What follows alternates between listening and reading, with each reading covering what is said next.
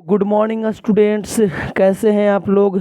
आप सभी को इस अपने डीएमसी यूट्यूब चैनल में स्वागत करता हूं। ठीक है, और आज के श्रृंखला में बिहार पुलिस की सेट हम लोग करने जा रहे हैं। जैसा कि आप सबको पता है कि बिहार पुलिस का सेट लगातार हम लोग कर रहे थे और उसी का श्रृंखला आगे बढ़ाते हुए आज हम लोग सेट नंबर 14 के क्वेश्चन नंबर 26 से करेंगे। ठीक है, सेट नंबर 14 से क्वेश्चन नंबर 26 को करेंगे और 26 से आगे बढ़ेंगे, क्योंकि 25 तक मैंने ऑलरेडी करवा चुका हूँ।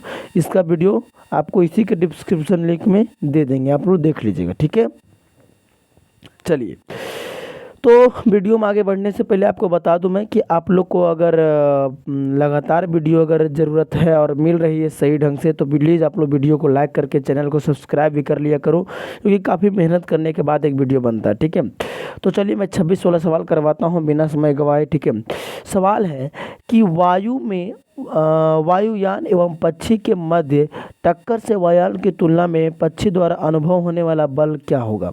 जैसे सवाल इसका ये कहना है कि अगर इधर से एक वायुयान आ रहा है, वायुयान कहने का मतलब हो रहा है जहाज, क्या हो रहा है, जहाज, और इन्हें से एक पंछी उड़ता हुआ आ रहा है, तो आपको कह रहा है कि अगर दोनों आपस में टकरा जाए तो दोनों में ज़्यादा बल, मतलब पंछी को सहने वाला बल कैसा रहेगा, ज़्यादा बल महसूस होगा या बराबर मिलेगा या कम मिलेगा या शून्य रहेगा। जैसे हम लोग सोचते हैं, क्या हम लोग सोच रहे हैं भाई कितनों तो जहाज से टकराया, एक पक्षी टकराया है, ऑब्वियसली वो क्या करेगा, पक्षी को ज़्यादा चोट पहुंचेगा। लेकिन ये बात गलत है, ये दोनों को बराबर पहुंचेगा। ठीक है, ये सब बात को जो कुछ जो मतलब विज्ञान के ऐसे क्वेश्चन है उसको आप लोगों को समझना चाहिए। एक आध क्वेश्चन और फेमस है, जैसे में अगर लोहे के वस्तु पर जंग लग जाता है तो उसका द्रव्यमान यानी उसका वजन में क्या कुछ अंतर होता है या नहीं होता है, तो उसमें और उसका वजन जो है ना बढ़ जाएगा। इस बात को भी आप लोग को ध्यान रखना है। ठीक है, चलिए आगे चला जाए। 26 वाला सवाल करवा दिए, 27 देखिए। अब यहाँ से हम लोग ध्यान से देखेंगे 27 देने से। ठीक है, सवाल देखिए 27 का सवाल है कि क्लूज नलिका का प्रयोग क्या उत्पन्न करने के लिए किया जाता है। यानी क्लूज नालिका का प्रयोग किसको या फिर किस चीज़ के उत्पन्न करने में किया जाता है, तो रेडियो तरंग के उत्पन्न करने में हम लोग क्लूज नालिका का उपयोग करते हैं। ठीक है, इसका याद रखना आप लोग कि क्लूज नलिका का प्रयोग रेडियो तरंग को उत्पन्न करने में किया जाता है। 28 को देखिएगा।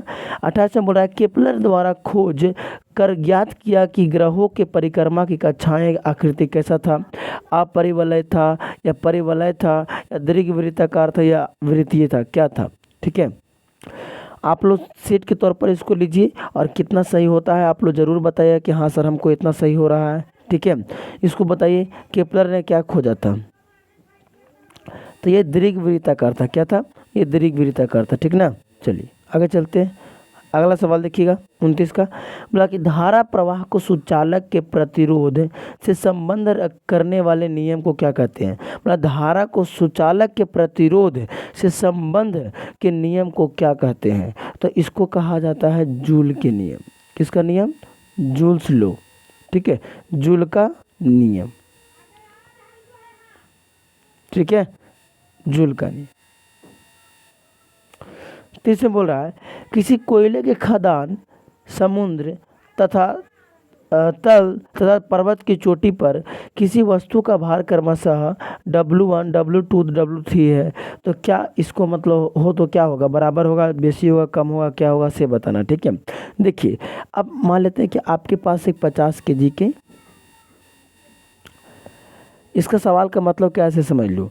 मान लेते हैं कि आपके पास 50 kg की कोई वस्तु है, तो कह रहा है कि क्या आप इसको कोयले के खदान में ले जाइएगा तो क्या 50 kg का रहेगा, क्या आप समुद्र के तल पर ले जाइएगा तो 50 kg का रहेगा, या पर्वत की चोटी पर ले जाइएगा तो क्या 50 kg रहेगा। यानी उसका कहना यह है कि अगर इस वस्तु को लेके जाएं तो कहाँ पर के बल मतलब वजन ज़्यादा होगा या कहाँ पर ये कम होगा। तो W1 दर्शा रहा है कोयले के खदान को, और W2 दर्शा रहा है समुद्र को, और 3 दर्शा रहा है पर्वत की चोटी को। तो कहाँ वाला ज़्यादा होगा वजनदार, सबसे ज़्यादा वजनदार होगा जानते हैं कहाँ, समुद्र के तल वाला। ठीक है, सबसे ज़्यादा, यानी कि कहने का मतलब मेरा आंसर जो हो जाएगा वो ए वाला बिल्कुल सही होगा। सबसे ज़्यादा W2 होगा, और उसके बाद अगर मैं बात करूँ W2 के बाद बात करूँ तो W2 ज़्यादा होगा, उसके बाद W1 और W3 ये दोनों क्या हो जाएगा, बराबर हो जाएगा। ठीक है, आगे देखिएगा। हमारा नीति निर्देशक सिद्धांत का प्रमुख उद्देश्य क्या है? जो नीति निर्देशक जिसको हम लोग डीपीएसपी कहते हैं, जो कि मुझे लगता है कि ये भाग 3 में है, ठीक है। तो आप लोग बताइए कि ये नीति निर्देशक सिद्धांत का प्रमुख उद्देश्य क्या है? देश में राजनीतिक प्रजातंत्र स्थापित करना, या देश में सामाजिक तथा आर्थिक प्रजातंत्र को स्थापित करना, या लोगों को नैतिक तथा आचार संबंधी मापदंड उठाना, या देश में पुलिस राज्य स्थापित करना। नीति निर्देशक तत्व के मतलब क्या होता है वो बताना, ठीक है। तो मैं आप सबको बता दूं कि देश में सामाजिक तथा आर्थिक प्रजातंत्र स्थापित करना ही क्या कहलाता है? नीति निर्देशक सिद्धांत कहलाता है। देश में सामाजिक तथा आर्थिक प्रजातंत्र स्थापित करना। 32, संसद में प्रस्तुत बिल एक अधिनियम बन जाता है। कब बनता है? अगर कोई बिल संसद से पास हो रहा है तो वो मतलब एक अधिनियम कब बनेगा? जब दोनों सदन में पास हो जाता है तब, या राष्ट्रपति की सहमति मिलने के बाद, या प्रधानमंत्री के हस्ताक्षर होने के बाद, या संघ संसद के समकक्ष आ जाने के बाबत उच्च न्यायालय की घोषणा के बाद। क्या होगा? तो हम सबको जानते हैं कि अगर कोई भी बिल पास हो रहा है तो उसको अंतिम रूप से अगर राष्ट्रपति उसको सहमति दे देते हैं तो हम कह सकते हैं कि भाई अब ये अधिनियम बन गया है, ठीक है। चलिए, यानी अंतिम रूप से जो उसको मिलता है परामर्श वो राष्ट्रपति के द्वारा मिलता है। अगला क्वेश्चन, 1789 की फ्रांस की क्रांति के बाद फ्रांस में किस प्रकार के शासन व्यवस्था स्थापित की गई थी? यानी सवाल है कि फ्रांस की क्रांति जो 1789 ईस्वी में हुई थी उसके बाद फ्रांस में कौन सा व्यवस्था स्थापित किया गया था क्रांति के बाद, ठीक है। तो सबको पता है कि क्रांति के बाद संवैधानिक राजतंत्र, यानी वहाँ पे फ्रांस की क्रांति के बाद संविधान के व्यवस्था की गई थी, ठीक है। चलिए आगे, नमक का आयोडीन लोक स्वास्थ्य का मापदंड है जो रोकता है। यानी नमक की कमी से कौन सा रोग होता है, या फिर नमक जो है वो किस रोग को होने से रोकता है? तो ये घेंघा रोग है जो कि मानव के गला में होता है, ठीक है। आवाज़ शायद खराब हो जाता है इसमें और आवाज़ सही से नहीं निकल पाता है। चलिए आगे, क्वेश्चन है कि 35 में कि रूस की बोल्शेविक क्रांति का नेतृत्व कौन कर रहा था? पहले मैं आपको बता दूं कि रूस का जो बोल्शेविक क्रांति हुआ था वो नवंबर 1917 ईस्वी में हुआ था। कब हुआ था? नवंबर 1917 ईस्वी में हुआ था, ठीक है। अब ये हुआ कब? 1917 में हुआ, लेकिन इसमें नेतृत्व कौन कर रहा था? रूस की तरफ से कौन नेतृत्व कर रहा था? तो हम सब जानते हैं कि लेनिन जो थे वो क्या कर रहे थे? लेनिन जो थे वो रूस में बोल्शेविक क्रांति का नेतृत्व कर रहे थे, ठीक है। अगला, अंकोरवाट का मंदिर किस देश में बनाया गया है? अंकोरवाट का मंदिर है जो किस देश में बनाया है? चलिए मैं आपको बताता हूँ किसने बनाया, ठीक है। आप लोग बताइएगा किस देश में है। ये बनवाया था सूर्य वर्मा द्वितीय ने।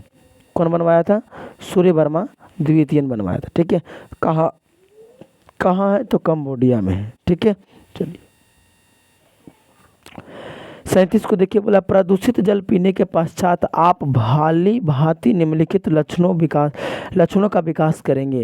यानी जब प्रदूषित जल को पीते हैं तो किस लक्षण का विकास कर सकते हैं? तो हम सबको पता है कि जब अगर गंदा जल पीते हैं तो टाइफाइड बीमारी होने की संभावना ज़्यादा रहती है, ठीक है। प्रदूषित जल पीने से टाइफाइड बीमारी होने की शिकायत ज़्यादा होती है, ठीक है। 38 देखिए, बोला एक पीढ़ी से दूसरे पीढ़ी में आनुवांशिक सूचना का स्थानांतरण पूर्ण रूप से किया जाता है किसके द्वारा? आरएनए के द्वारा, कोडोन के द्वारा, स्थानांतरण के द्वारा, या डीएनए के द्वारा? किसके द्वारा कर सकते हैं हम लोग? आप बताइएगा ज़रूर।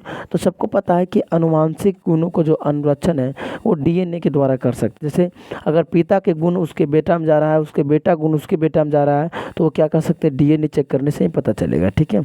चलिए 39 के देखिएगा सवाल।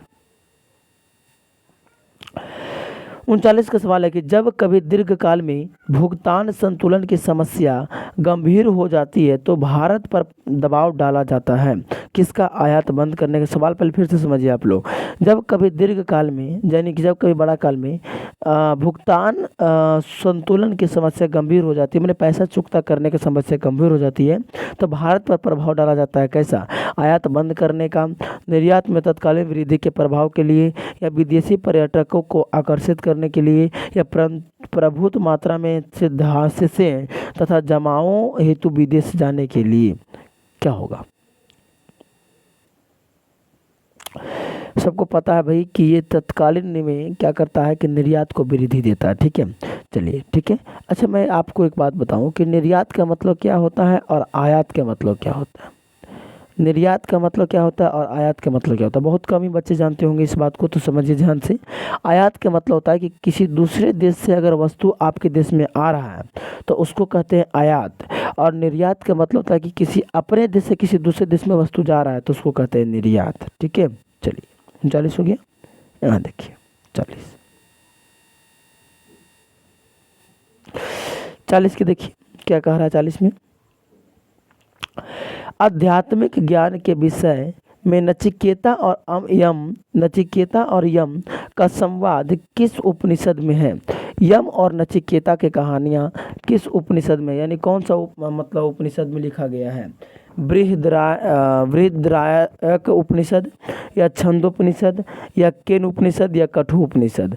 तो सबको पता है कि भाई ये कौन सा उपनिषद में है, ये कठोर उपनिषद में। ठीक है, चलिए यहाँ से एक सवाल लिखते हैं, हम लोग समझते हैं कि सत्यमेव जयते। सबको पता है सत्यमेव जयते के मतलब क्या होता है कि सत्य के हमेशा जीत होती है। सत्यमेव जयते जो है वो, सत्यमेव जयते का मतलब होता है सत्य के हमेशा जीत होती है। ये कौन सा उपनिषद से लिया गया है, तो सत्यमेव जयते जो है वो मुंडकोपनिषद से लिया गया है। कौन सा उपनिषद है, मुंडकोपनिषद। ठीक है, अगला सवाल करा कि कुषाण शासक कनिष्ठ का राज अभिषेक कब किया गया था। यानी कुषाण शासक जो है कनिष्क है, हाँ कनिष्क है, उसका राज अभिषेक कब किया गया था। तो कनिष्क का राज अभिषेक 78 ईस्वी में किया गया था। कब किया गया था, 78 ईस्वी में।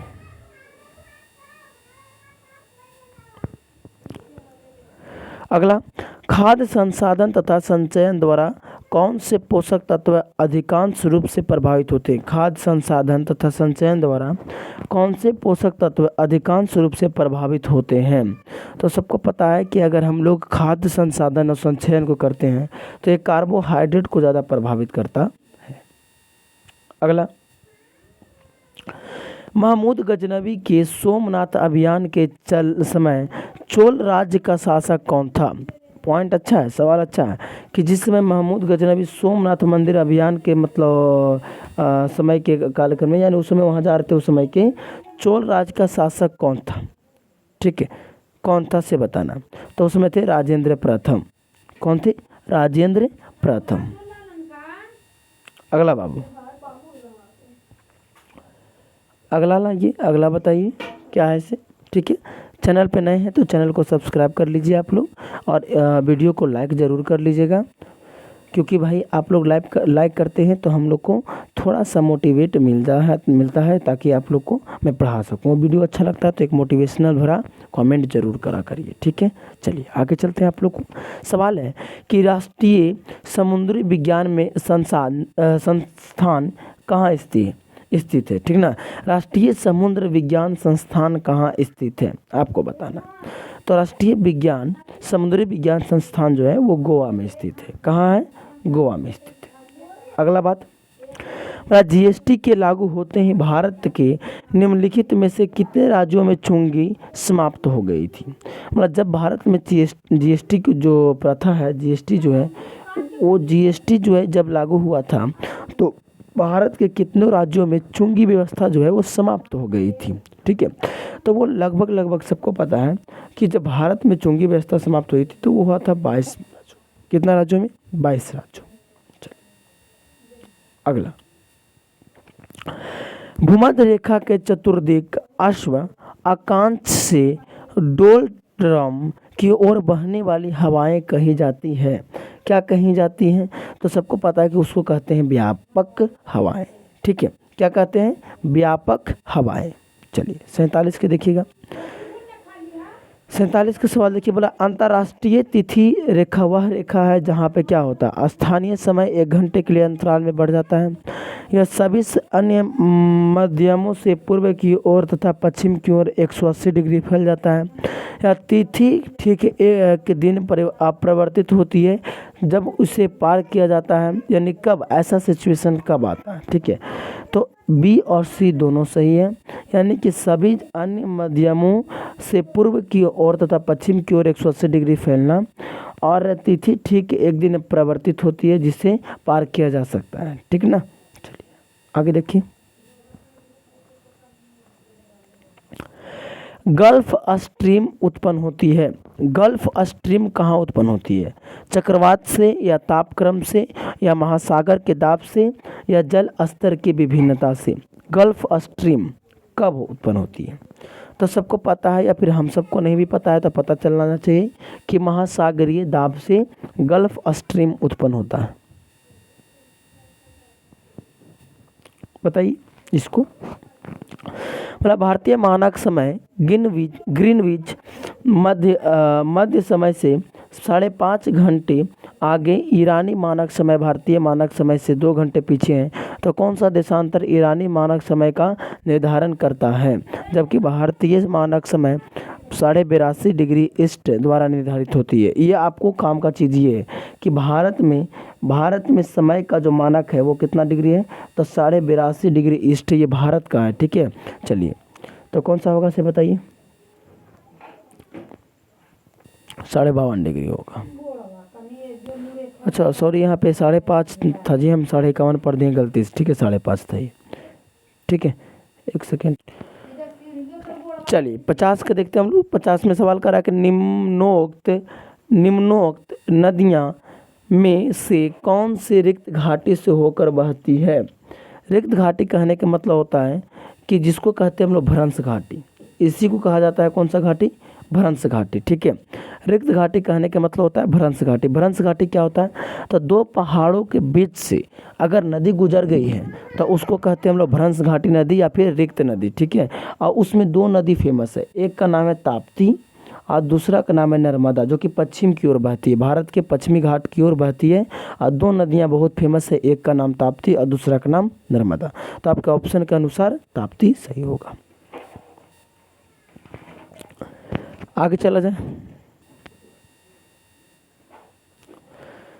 सवाल है कि मृत सागर डेड सी, यानी मृत सागर, उसको इंग्लिश में डेड सी कहा जाता है, को मृत सागर इसलिए कहा जाता है क्योंकि इसका पानी खरा होता है, इसमें कोई जलीय जीवन नहीं रहता है, या यह नौचालय में उपयुक्त नहीं है, या इनमें लहरें नहीं उठती है। क्या इसके पीछे के कारण है से बताना है। तो इसका देखिए, इसीलिए इसको मृत सागर कहा जाता है क्योंकि इसमें कोई भी जलीय जीव संभव नहीं है। इसके पानी बहुत ही ज़्यादा ऐसा वो मतलब है कि इसमें कोई भी जलीय जीव संभव नहीं है। ठीक है, चलिए आगे देखा जाए।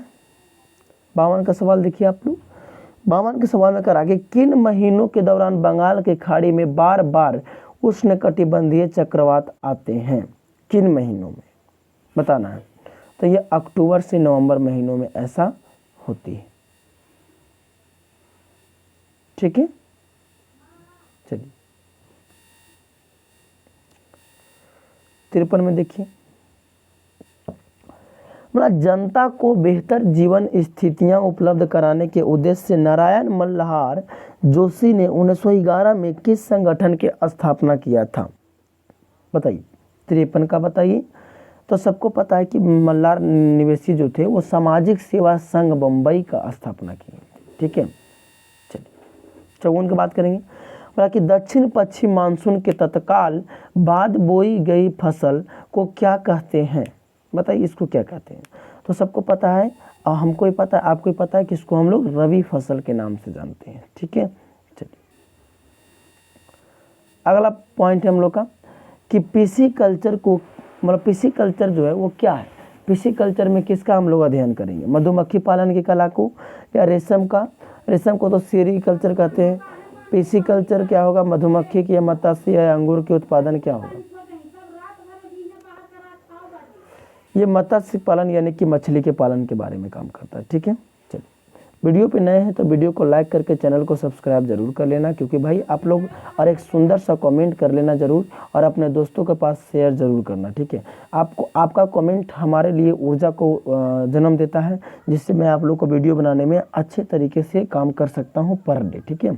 और दोस्तों के पास शेयर ज़रूर करिए और वीडियो को लाइक करके चैनल को सब्सक्राइब ज़रूर कर दीजिए, ठीक है। आपका एक लाइक और एक सब्सक्राइब हमको बहुत आगे ले जाता है या बहुत मोटिवेट करता है, तो इस पर थोड़ा सा आप लोग प्लीज़ काम ज़रूर कीजिए, ठीक है। चलिए, okay, thank you so much, धन्यवाद।